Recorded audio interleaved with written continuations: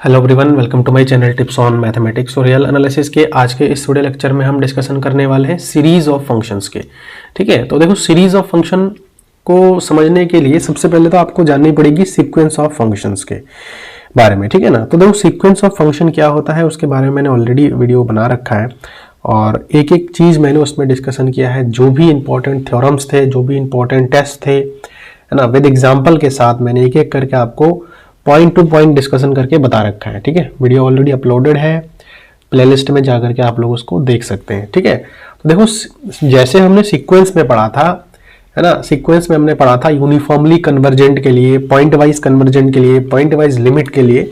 Similarly series of functions के लिए भी यहाँ पर सेम है। यहाँ पर भी हम point wise limit, point wise convergent, uniformly convergent हम देखेंगे सीरीज में कि कोई भी सीरीज दिया हुआ है फंक्शन का वो कैसे कैसे यूनिफॉर्मली कन्वर्जेंट होता है। तो चलिए स्टार्ट करते हैं और सबसे पहले हम बात करेंगे सीरीज ऑफ फंक्शंस के बारे में।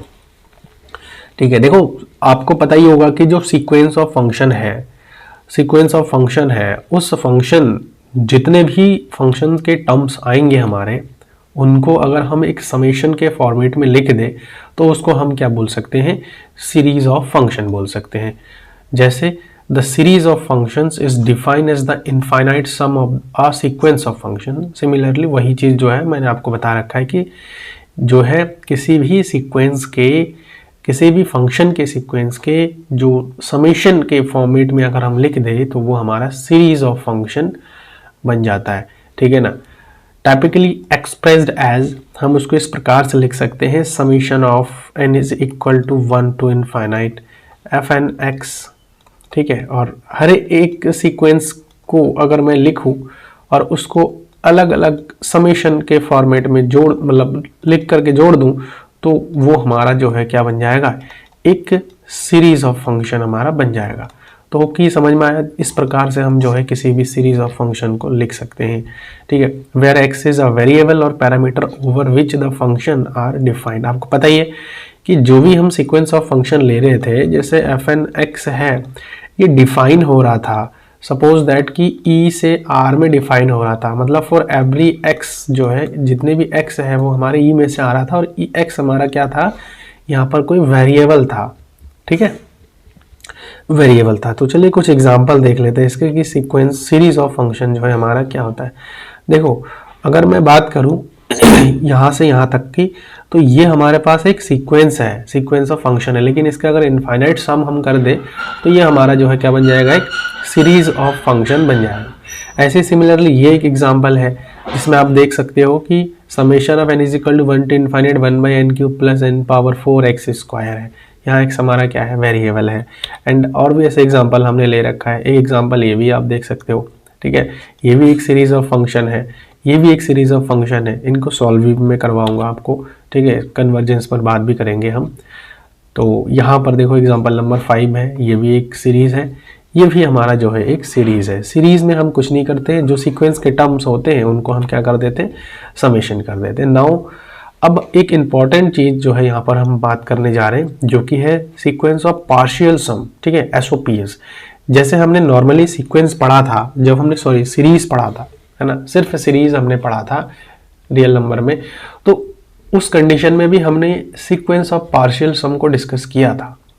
ठीक है, अब कोई भी सीरीज जो है, हमने जब वहां पर बात किया था सीरीज में, सीरीज वाला लेक्चर अगर नहीं देखा है तो वो भी आप लोग देख सकते हो, वहां पर मैंने डिस्कस ये सारी चीजें कर रखा है। तो जब हमने सीरीज की बात किया था, कोई भी सीरीज है, मान के चलिए यहाँ पर है an है या फिर SN है, कोई सीरीज है, इस सीरीज को हम कन्वर्जेंट तभी बोल रहे थे जब इसका एसओपीएस हमारा क्या हो रहा था, कन्वर्ज कर रहा था।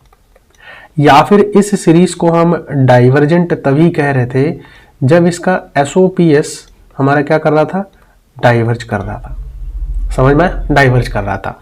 तो सीक्वेंस ऑफ पार्शियल सम जो है बहुत इंपॉर्टेंट है। अगर सीक्वेंस ऑफ पार्शियल सम जो है वो अगर कन्वर्ज कर रहा है, तो जो हमारे पास सीरीज है फंक्शंस के, सीक्वेंस ऑफ फंक्शन के, वो भी हमारा कन्वर्ज कर जाएगा। ऐसे ही अगर sequence of partial sum diverge कर रहा है तो वो जो है हमारा डाइवर्ज कर जाएगा। अब सीक्वेंस ऑफ पार्शियल सम क्या होता है वो आपको पता ही होगा, मैं एक बार फिर भी ब्रीफ कर देता हूं आपको कि जो सीक्वेंस ऑफ पार्शियल सम है उसको देखो हम कैसे समझ सकते हैं, वही है कि सीक्वेंस के हम हर एक टर्म को ले ले अलग अलग देखो और इसका समीशन हम जो है लिख दे, है ना।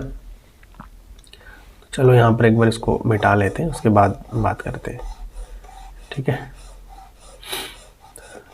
तो सीक्वेंस ऑफ पार्शियल सम, देखो सीक्वेंस ऑफ पार्शियल सम की अगर मैं बात करूं इन जनरली हमारे पास अगर कोई भी सीक्वेंस है, if f and x is a sequence of functions defined on a subset d of r with values in r, the sequence of partial sum of the infinite series summation of fn is defined for x in d by s1x। देखो अब हमारे पास क्या है कि एक series है, मान के चलिए fn(x) है, तो इसको हम ऐसे लिख सकते हैं f1x plus f2x plus f3x, है ना। इस टाइप से ही तो हम लिख रहे थे। तो मैं अगर SOPS की बात करूं तो समेशन ऑफ फर्स्ट टर्म, तो S1x को अगर मैं लिखूं तो F1x से लिख सकते हैं। अगर मैं S2x को लिखूं तो मैं दो टर्म का सम लिखूंगा, F1x, है ना, प्लस F2x, या फिर इसको मैं ऐसे भी लिख सकता हूं, इस वाले टर्म को, ये 1 है, इस वाले टर्म को मैं ऐसे भी लिख सकता हूं, क्या, S1x प्लस यहां पर जो है F2x, ठीक है। ऐसे ही मैं अगर बात करूं S3x की, तो ये हो जाएगा हमारे पास F1x plus F2x plus F3x, और इसको मैं चाहूं तो इस प्रकार से भी लिख सकता हूं। इस वाले पूरे टर्म को मैं इस वाले पूरे टर्म को जो है, देखो इस पूरे टर्म को मैं क्या लिख सकता हूं, इसको मैं लिख सकता हूं S2x लिख सकता हूं। क्या लिख सकता हूं, S2x लिख सकता हूं। यहां पर ऐसे लिख देता हूं मैं S2x प्लस जो दूसरा हमारे पास जो बच रहा है ये वाला, तो F3x में इस प्रकार से लिख सकता हूं। और आगे मैं ऐसे चलता जाऊंगा तो SNX जो हो जाएगा वो हमारा FNX, इस टाइप से जो है हम उसको समेशन ऑफ FNX, इस टाइप से जो है हम उसको लिख सकते हैं। क्लियर है। तो यहाँ पर देखो ये लिखा हुआ है, वही चीज़ यहाँ पर समझा रखा है जो मैंने अभी यहाँ पर बताया है। तो आपकी सीक्वेंस ऑफ पार्शियल सम आपको समझ में आ गया है कि अगर मैं पहले टर्म का सम ले रहा हूँ तो पहला पद आ जाएगा, दूसरे टर्म का सम ले रहा हूँ तो पहला और दूसरा टर्म मिलके बन जाएगा। ऐसे ही मैं nth टर्म का ले रहा हूँ तो इस टाइप से जो है हमारा बन जाएगा।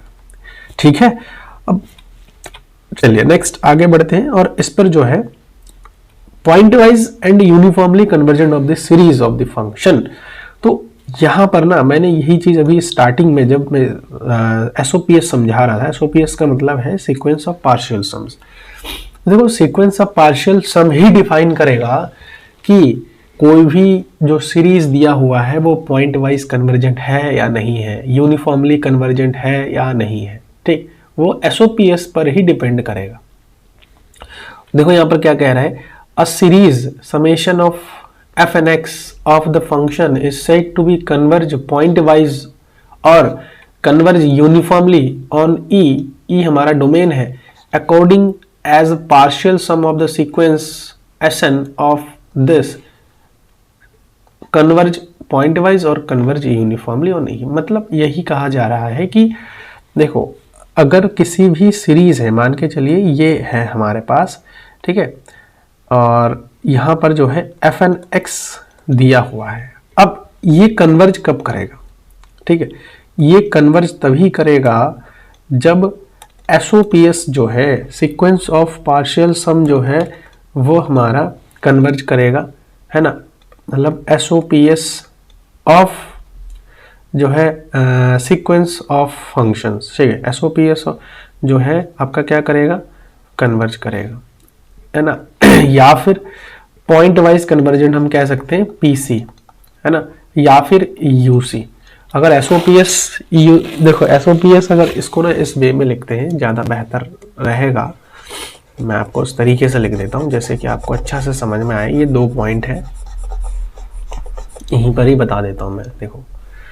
देखो अगर सीक्वेंस ऑफ पार्शियल सम जो है ये अगर कन्वर्ज कर रहा है ना, कन्वर्ज कैसे, या तो वो यूनिफॉर्मली कन्वर्ज कर सकता है या फिर पॉइंट वाइज कन्वर्ज कर सकता है। ठीक है, 2 चीज है। तो ये अगर कन्वर्ज करेगा तो हमारे पास जो सीक्वेंस ऑफ जो है ना फंक्शन का जो सीरीज होगा, सॉरी एफ एन एक्स होगा, ये भी हमारा क्या करेगा, कन्वर्ज करेगा। कन्वर्ज कैसे करेगा, चाहे वो यूनिफॉर्मली करे या फिर पॉइंट वाइज करे।